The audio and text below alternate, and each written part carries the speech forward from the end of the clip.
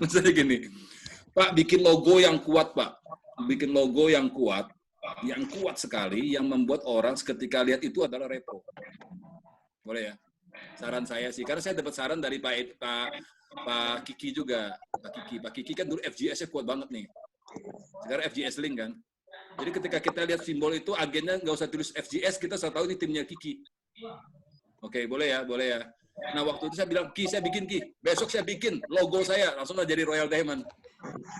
Logonya ada berlian, itu ada tulisan Royal Diamond Agency. Itu logo kita. Jadi semua kita yang kita blast itu harus ada logo. Jadi harus ada kebanggaan. Nah, itu fanatisme tim. Supaya tim ini mau berjuang buat agency, gitu loh. Boleh. Sedikit masukan aja sih. Nah, terserah besok logonya, terserah mau gue bikinkan deh nanti logonya. Aku bikin aja bayar, Pak. Boleh. Jualan juga gitu. Nah, maksudnya gini, itu satu. Kemudian kebanggaan nggak sebagai cabang? Pertanyaannya gini. Kalau ditanya nih, kamu ikut siapa? Timnya Pak Fran. Mereka bangga gitu loh. Boleh ya? Sama VP-mu siapa? Yuhandi. Kalau dia tanya siapa, nah itu masalah suruh Pak. Itu masalah nanti. Nah, makanya Pak Yuhati harus apa nih? Punya nilai jual.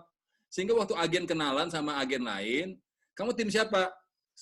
Kepala cabang saya Yuhandi. Yang mana ya? Nah itu Pak, repot Pak. Misalnya gitu. Ini sekedar Pak, supaya Pak Yuhandi juga terkomporin Pak. Maksudnya saya mau ngomporin Pak Yuhandi. Thank you Pak. Ya, thank you Pak. Jadi maksudnya kadang-kadang agen itu harus sangat mengidolakan kepala cabangnya misalnya gitu.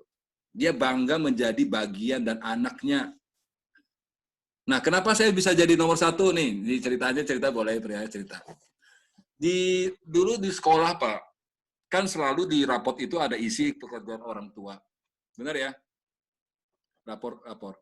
Pekerjaan orang tua apa? Dulu papa saya itu nggak kerja, Pak. Papa saya usaha, bangkrut, terbakar 3 kali, terbakar, akhirnya di rumah saja bantu mama. Kita bikin kacang, bikin kue lah. Ya, karena makanya saya ya nggak sekolah kuliah gara-gara kita memang nggak punya uang, Pak. Ya. Nah, yang menyakitkan saya adalah waktu saya isi rapot saya SD itu, teman-teman lain buka toko berlian motor, wira swasta, bapaknya guru, bapaknya tentara. Saya mau isi apa? Mau isi apa, Pak? Mau terus pengangguran? Nggak mungkin juga. Terus saya tanya mama saya, Ma, tulis apa? Mama bilang apa? Tulis buruh aja. Saya nggak ngerti buruh itu apa, Pak. Serius. Saya masih kecil. Berarti buruh itu pekerja, kan? Bahasanya karyawan, gitu lah sebenarnya. Cuma waktu itu saya nggak bangga banget nih. Saya nggak bangga banget. Serius. Nah, jadi saya kepikiran gini, bagaimana caranya anak saya bangga sama saya? Jadi kalau dia tanya orang saya kuis, kamu kenapa papa saya nggak Fran? Oh itu loh, bos Royal Diamond. Gitu loh. Itu. Ada apa? Ada satu hal yang gua berjuang setengah mati nih, itu ada value-nya gitu loh. Ya, jadi ketika anak ditanya, siapa papamu? Oh, papaku tuh loh, yang pemilik agensinya Royal Diamond, dulu topnya brands itu loh, topnya senior presiden itu loh, gitu-gitu loh. Maksudnya, karena saya pernah Pak merasa tidak bangga dengan papa saya. Ini masalah cerita dulu lah, tapi sekarang ya enggak lagi, sudah luka batinnya sudah dihapuskan dengan doa, ya kan? Tapi kalau ditanya dulu, iya gitu. Jadi maksudnya kadang-kadang waktu mungkin anak kita ditanya ya sama teman-temannya, papamu kerja apa? Di asuransi. Alah, gitu Pak. Langsung anak kita bilang, gua nggak mau tuh jadi agen, gitu. Karena dia terhina oleh temannya, papamu agen aja yang suka kejar-kejar orang itu, yang nggak tahu diri itu, gitu. Makanya saya pesan-pesan buat agen-agen ini ya, waktu kenalan mau pacaran susah kalau agen statusnya, nggak ada penghasilan tetap. Kenalan sama perempuan, cewek, cantik ceweknya, dia tanya, lu kerja apa? Kamu agen, langsung hilang dia Pak, bener serius, langsung hilang. Ya. Tapi kalau kamu bilang, saya kepala cabang Sekwis VP, wow, kan keren juga gitu kan? Gitu loh, makanya agen-agen harus dari kepala cabang. Ya, itu di branding dari awal, Pak. Maksudnya di branding dari awal, jenjang karir itu harus jelas. Supaya agen-agen kita juga punya mimpi besar. Nah, jadi tindakan besar itu karena mimpi besar. Nah, mimpi besarnya bisa terjadi karena bersyukurnya besar. Jadi dia bersyukur atas hari ini. Jadi tolong teman-teman ya. Tolong teman-teman.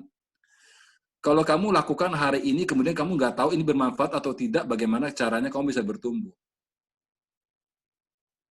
Kamu tidak analisa setiap hari aktivitasmu. Dan biarkan waktu berjalan begitu saja.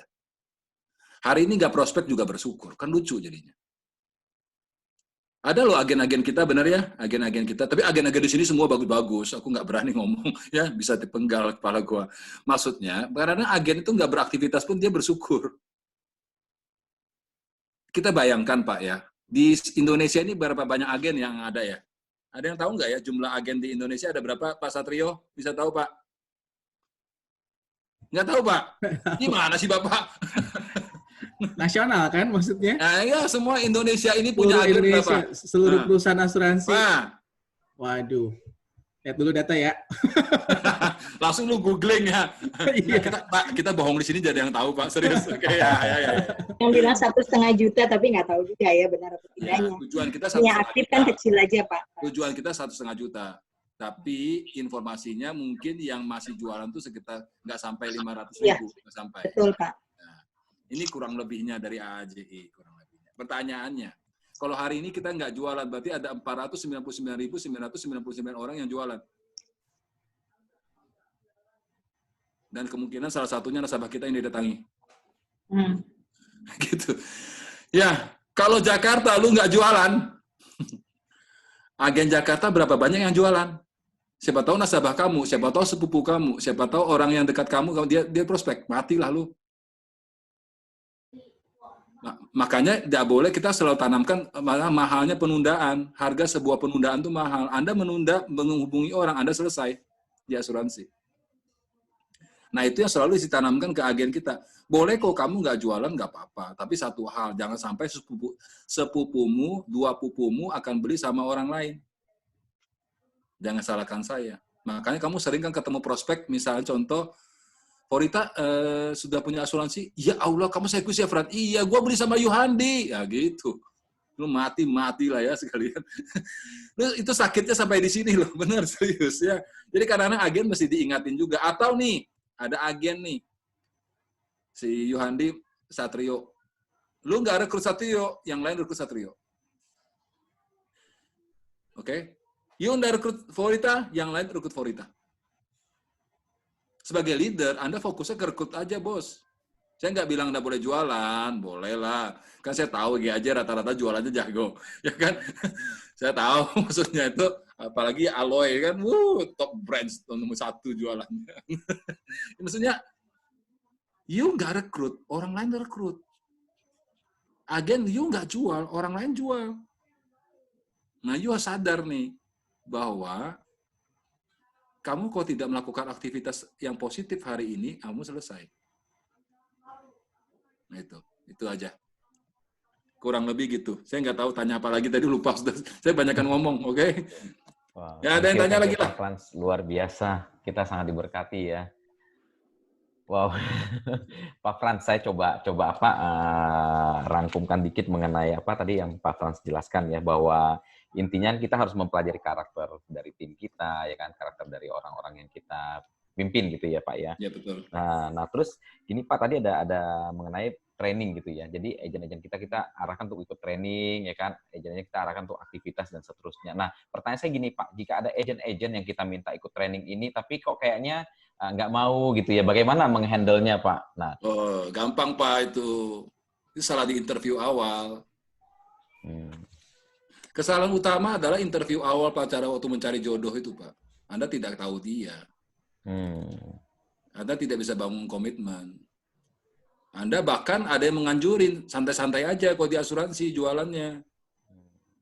Kesalahan di awal, Pak. Jadi sekarang kalau agen nggak mau training itu kesalahan di awal karena persepsi tentang trainingnya beda. Sorry Pak ya, Pak Yuhandi bukan ngajari. Gini loh Pak, banyak orang menganggap bahkan leader bicara gini, Kalau kamu mau jadi agen sukses, kamu wajib training loh. Kalau nggak training, gimana kamu bisa pintar? Bener kan? Bener gitu ya? Bahasanya gitu kan? You kalau mau hebat, jadi MDR, you harus training, you harus hebat. Bener Pak ya? Iya. Itu jadi beban Pak. Hmm.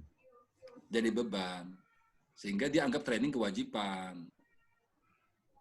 Di dalam bawah sadarnya, dia menganggap training itu merepotkan, sesuatu yang harus dilakukan. Maka di dalam psikolog atau hypnoselling tidak boleh kata harus kan Pak? Tidak ada boleh kata harus. Aku kalau tanya sama agen saya, mimpi lu apa? Saya pengen Pak jadi agen hebat. Bagus dong. Menurut kamu susah atau enggak? Susah atau enggak? Ya, gampang-gampang susah Pak, tapi perlu perjuangan lah Pak. Dia ngomongnya gitu kan. Oke, menurut kamu seorang marketing hebat itu bisa jadi hebat karena apa? Ya pelatihan lah Pak. Berarti kamu menghendaki training seperti apa? Ya kalau memang nggak ada training, gimana saya jadi hebat Pak? Kalau gitu, kalau saya serahkan semua isi kepala saya ke kamu mau nggak? Mau Pak, kapan? Gitu. Kapan? Seminggu 2 kali ya, gimana? Jangan Pak, seminggu 3 kali, tambah sering dia. Gitu. Caranya dulu, saya bilang sama dia, kalau saya rekrut orang lain, agensi lain ya, dari agen asuransi lain, perusahaan lain, saya bilang, saya tidak bisa kasih uang ke kamu, saya kasih diri saya. Apa yang menjadi hebatnya saya, isi otak saya, segala macam pengetahuan saya serahkan tanpa biaya, oke? Lu mau nggak gabung sama gua? Gitu. Makanya bicara value. Bukan bicara, kompensasinya sekian, saya kasih bridging sekian. Nggak perlu, Pak. Saya nggak pernah rekrut pakai bridging.